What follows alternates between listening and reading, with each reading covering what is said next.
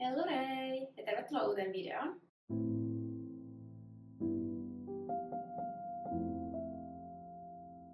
Nyt kun me ollaan ihan kesäkuun lopussa ja kesä on just alkanut, täällä on täydelliset säät, aurinko paistaa ulkona ja lämmintä ja monilla on kesälomia. Mä mietin, että mikä olisi parempi video kuin jakaa jotakin mun mielestä sopivia kirjoja kesälukemiseksi. Mulla on tässä tämmönen kasa näitä kirjoja ja siitä löytyy muutamaa eri genreä. Eli toivottavasti jokaiselle löytyy jotakin, mikä voisi tästä innostaa lukemaan. Jotakin uutta nyt kesällä.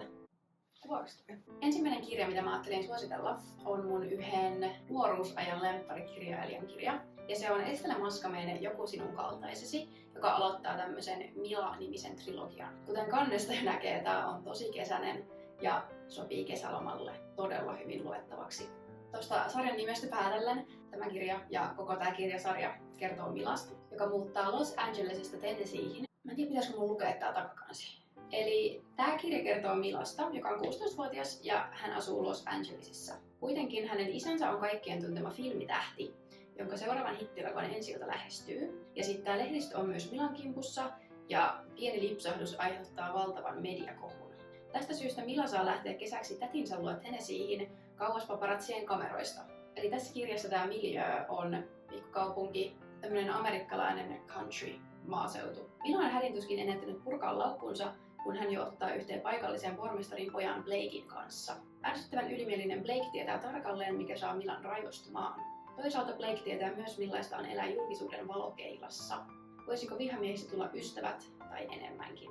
Eli tämä kirja aloittaa tämän trilogian, mikä seuraa Milaa ja sitten myöskin Blakea ja heidän rakastumistaan. Tämä on nuorille suunnattua romantiikkaa, joka tapahtuu kesäisessä Tennesseeissä. Tämä kirja oli mun mielestä kiva ja tosi mukaan tempaava. Tämä on aika lyhyt, eli tästä lukemisessa ei tule menemään liian kauan. Mutta tästä saa silti hyvän seuran vaikka uima-altaan reunalle tai rannalle. Silloin kun mä itse luin tämän noin 2 kesää sitten, mä annoin tälle kirjalle 5 tähteä. Ja mun mielestä tämä sarja toimii todella hyvin tämmöisenä niin kuin kevyenä kesälukemisena. Ja suosittelinkin tätä kaikille sellaisille, jotka haluaa jotain todella kevyttä, romanttista kirjallisuutta.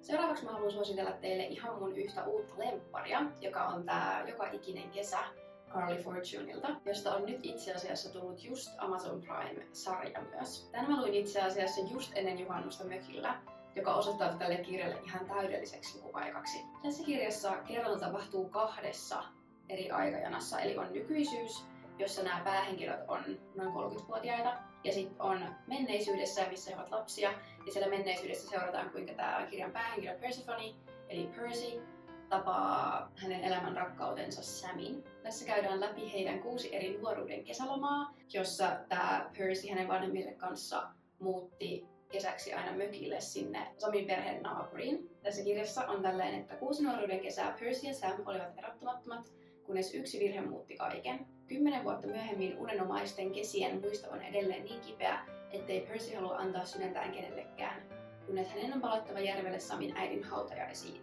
Voiko menetetty yhteys syntyä uudelleen yhden viikonlopun aikana, vai onko asioita, joita ei voi koskaan antaa anteeksi? Eli tässä trooppeina on toinen mahdollisuus ja lapsuuden ystävistä rakastavaiseksi.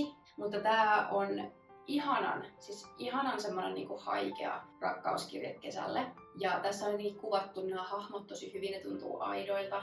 Mä pystyn kuvittelemaan niin hyvin sinne Kanadan järvelle mökkeilemään. Sitä oli kiva lukea, kun oli itsekin omalla mökillä järven rannalla. Niin jos kellään on tulossa mökkireissua, tämä olisi todella oiva sinne mukaan.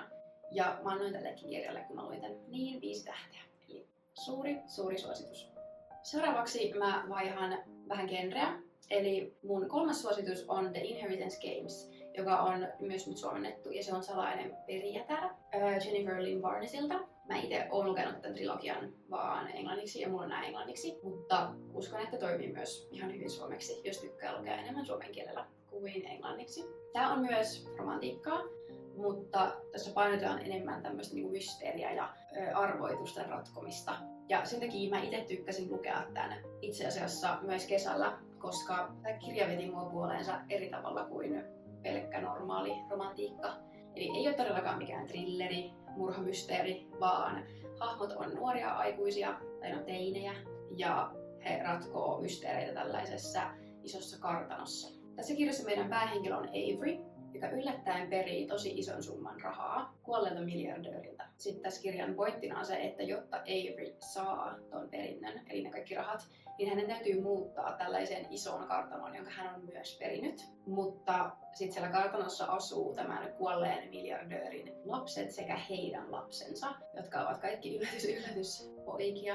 Tämä kartano on täynnä todella paljon arvoituksia ja salaisuuksia, joita tämä kuollut miljardööri on jättänyt jälkeensä. Nyt Avery joutuu kilpailemaan kaikkia näitä 4 poikaa vastaan ratkoakseen näitä arvoituksia ja mysteereitä ja selvitäkseen, että hän saa hänelle lahjoitetun perinnön.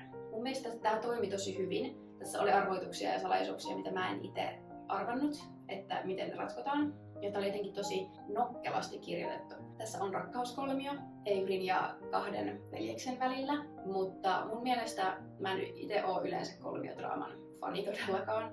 Mutta tässä se silti toimi ja se ei ollut niin häiritsevä. Ainakin itselle tämä kirja ja myös tämän trilogian 2 muuta osaa oli tosi nopealukuisia. Ja mä muistan, että mä luin tämän ekan kirjan jopa 1 tai 2 istumalta suoraan. Veti todellakin mukaansa. Suosittelen myös tätä kesäksi vähän erilaista, mutta tää on semmonen kiva aivo- ja kihelmöivä lukukokemus. Nyt mä siirryn taas mysteereistä ja romantiikasta vähän enemmän fantasian puolelle. Seuraava kirja, mitä mä suosittelen, on Once Upon a Broken Heart, joka on myös suomeksi ja se löytyy nimellä Olipa kerran särkynyt sydän Stefania Carverilta. Tässä on tosi ihana semmonen taianomainen kirjoitustyyli ja miljöö, joka ei välttämättä varsinaisesti ole niin kuin kesä, mutta nämä hahmot käyttää mekkoja ja mun mielestä kaikki tämmöiset taika-paikat sopii kesään tosi hyvin. Tämä kirja seuraa semmoista ihanaa vaaleanpunaisilla hiuksilla olevaa tyttöä Evangeline Foxia, joka tekee sopimuksen herttojen kanssa. Jos olette lukenut Caravalin, niin tiedätte, kuka hän on, eli Jax. Eli Evangeline ajautuu solmimaan tämmöisen sopimuksen tämän herttaprinssin kanssa, koska hän saa kuulla, että hänen elämänsä rakkaus on menossa naimisiin toisen naisen kanssa. Mutta tästä sopimuksesta ei selvitäkään ihan ehinnahoin, vaan siitä alkaa sitten vaarallinen seikkailu, jossa Evangeline joutuu miettimään sydämensä ja aivojensa välillä. Mä en tiedä, miten tää on suomeksi editetty tää kirja, mutta tämäkin on myös trilogia. Mä en tiedä, miksi nämä kaikki on trilogioita. Mä itse asiassa aloin lukemaan tätä joskus 3 kesää sitten kuumassa lähijunassa, jossa ei ollut ilmastointia. Mutta silti tää toimi. Vei ajatukset muualle oikeasta elämästä, kun päästiin tänne Stefania Carverin ihanan taianomaisen kerronnan pariin. Jos kaipaa tämmöstä romanttista fantasiaa särkyneistä sydämistä ja onnellisten loppujen tavoittelusta, niin Once Upon a Broken Heart voisi olla aika hyvä kesäkirja sulle. Mä jatkan tällä fantasialinjalla vielä ihan muutaman kirjan verran. Seuraavana mulla olisi suosittelussa The Prison Healer Lynette Nonilta. Tää on aivan ihana. Okei, taas kerran trilogia, mutta todella ihana nuorten fantasiatrilogia, jonka mä kanssa luin muutamisen vuotta sitten. Jos jokin suosittelee teitä lukemaan tämän kirjan, niin se on Sarah J. Maasin kommentti. Tässä kirjan kannessa, jos olette Akatorit ja Throne of Glassit lukenut, niin tää on kanssa todella mukaansa tempaava fantasiakirja, jossa me aloitetaan meidän matka tämmöisestä vankilasta, jonka nimi on Zalindov. Ja meidän päähenkilö Kiva Meridan on ollut vangittuna siellä 10 vuotta. Ja hän toimi siellä parantajana. Hänen ainoa tavoitteensa on pysyä hengissä. Mutta kaikki muuttuu, kun kapinan kuningatar saapuu tänne vankilaan ihan kuoleman kielillä. Kiva saa viestin: älä anna kuningattaren kuolla, me olemme tulossa. Ja kun tälle kuningattarelle langetetaan muutama todella mahdoton elementaalinen haaste, niin Kiva suostuukin menemään tämän kuningattaren tilalle näihin haasteisiin. Jos hän onnistuu näissä vaikeissa elementaalisissa haasteissa, eli tässä on vähän tämmöinen elementtitaikuutta, niin sit molemmat, Kiva ja kuningatar, pääsee vapaaksi, mutta kukaan ei ole ikinä selvinnyt näistä haasteista. Ja sitten näiden haasteiden lisäksi tässä kirjassa on myös semmoinen pieni mysteerin elementti. Siellä vankilassa on jyllännyt parantumaton sairaus. Sitten Kiva joutuu taistelemaan sydämensä kutsumusta vastaan tämmöistä uutta mysteeristä vankia kohtaan. Ja sitten tuolla vankilassa on myös kapina nousemassa. Tässä on oikeastaan kaikkea, mitä mä itse rakastan fantasiakirjassa. Eli on näitä tämmöisiä haasteita, jotka vaikuttaa mahdottomilta. Sitten on elementti mysteeriä, esimerkiksi just tää, kuka tämä kapinakuningatar on, kuka sen viestin hänelle lähetti. Ja sitten on tämä sairaus, että mistä se on tullut, miksi se on parantumaton sairaus. Ja tietenkin pitää olla vähän romantiikkaa, eli tää mysteerinen uusi vanki, johon Kiva tutustuu ja heidän välillä saattaa olla jotakin vetovoimaa. Jos et ole lukenut tätä, niin suosittelen todella lämpimästi. Annoin tällekin 5 tähteä. Tätä ei mun mielestä ole vielä suomennettu, mutta tämä toimii tosi hyvin englanniksi. Suosittelen todellakin antamaan tälle mahdollisuuden nyt kesällä. Sitten on kans yksi vähän tuoreempi kirja, minkä mä oon vähän aikaa sitten vasta lukenut. Eli The Rose Bargain Sasha Pagan Smithiltä. Ja tätä kirjaa jos kuvailis niin kuin muiden kirjojen kautta, niin että on vähän niin kuin Haltijat ja Bridgerton yhdistettynä. Eli tämä kirja sijoittuu Englantiin vuonna 1848. Sosiaalinen kausi, eli social season, on alkanut, jossa siis nuoria neitoja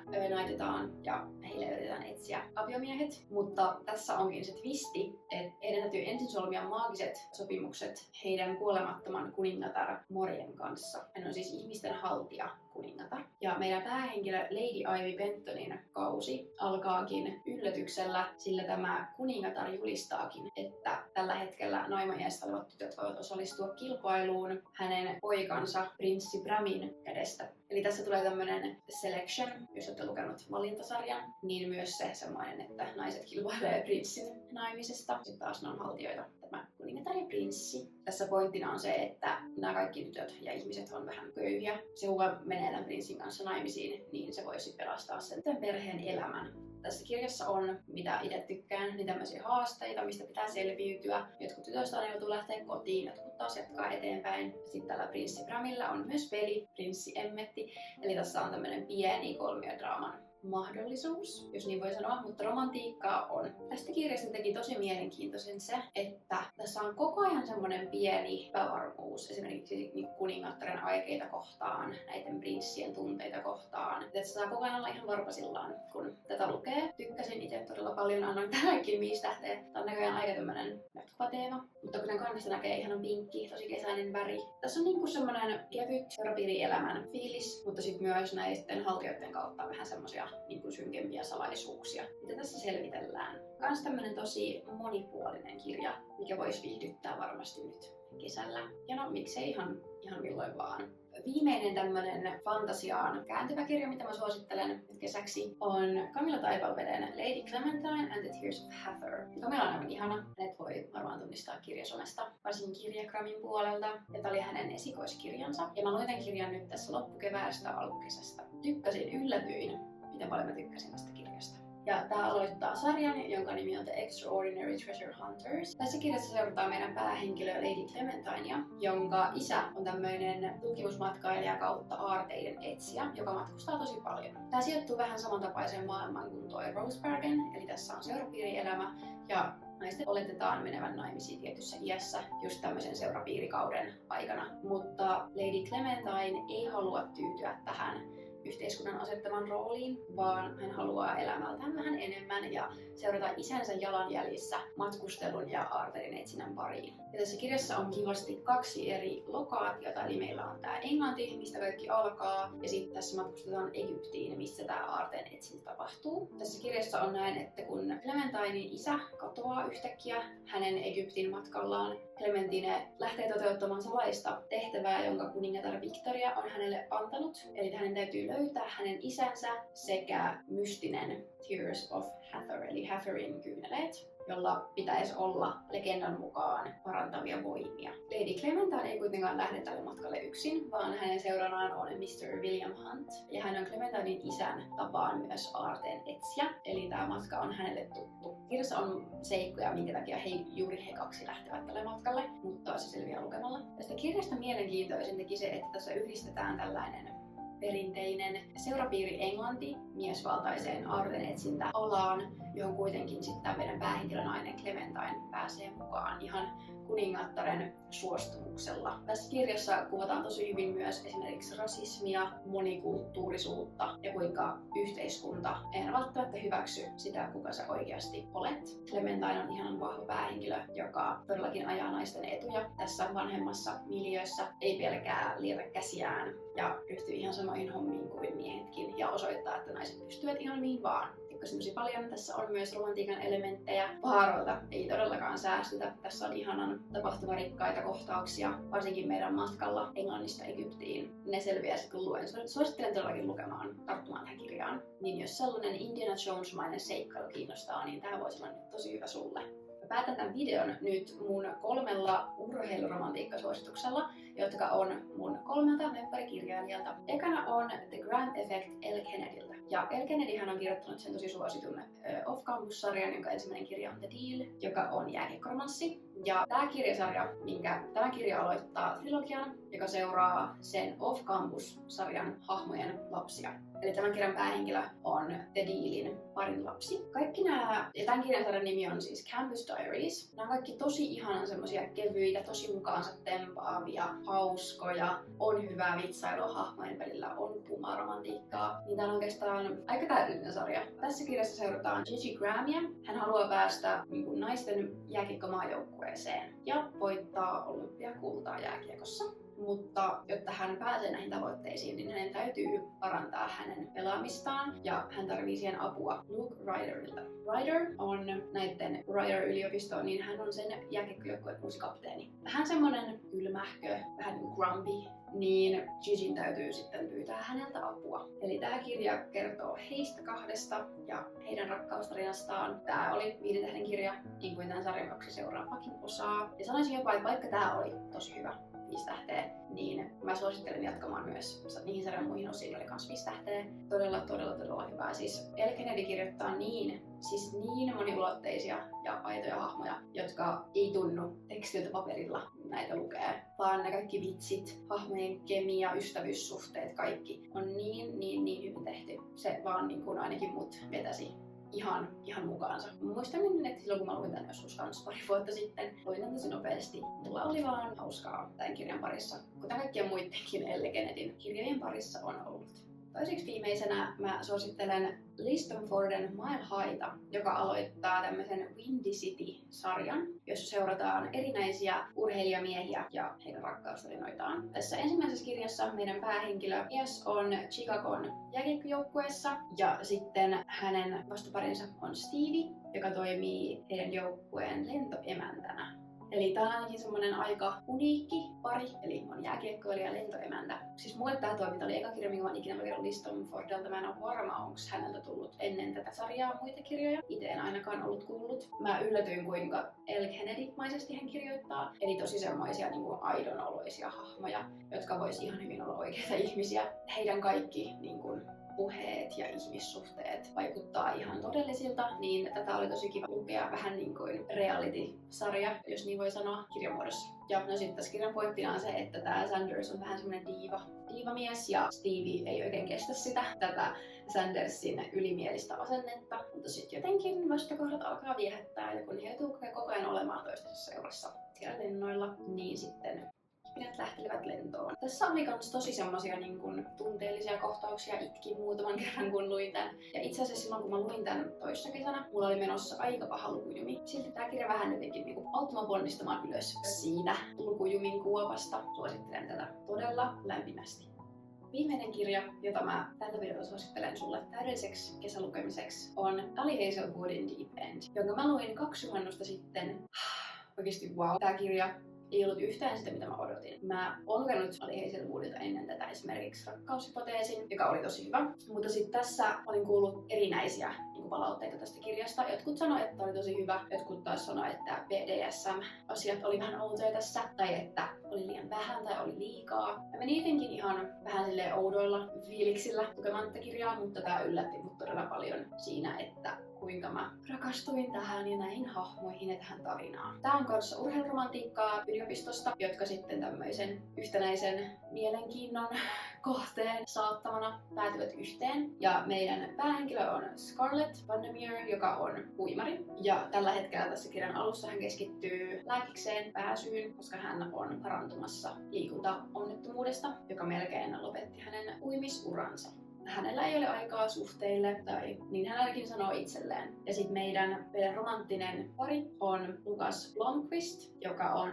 tämän yliopiston uimakapteeni ja maailmanmestari. Hän tykkää elää todella tiukasti sääntöjen varassa. Uri on kunnossa hänellä. No mä nyt luen tästä takarannesta, että pinnalta voisi luulla, että Lukaksella ja Scarlettilla ei ole mitään yhteistä siihen asti, kunnes molempien tämmöinen syvälle painettu salaisuus paljastuu. kaikki muuttuu ja he löytävätkin jotain yhteistä. Ja sitten ne aloittaa tämmöisen järjestelyn, mikä liittyy tähän salaisuuteen, mikä heillä molemmilla on. Tässä kirjassa on semmoinen niin pienimuotoinen BDSM-kokeilu, joka on ainakin aluksi semmoinen niin heidän suhdetta eteenpäin työtävä voima. Tämä on siis ihan aikuisille lukijoille, nuorille aikuisille, ei teineille. Ei teineille.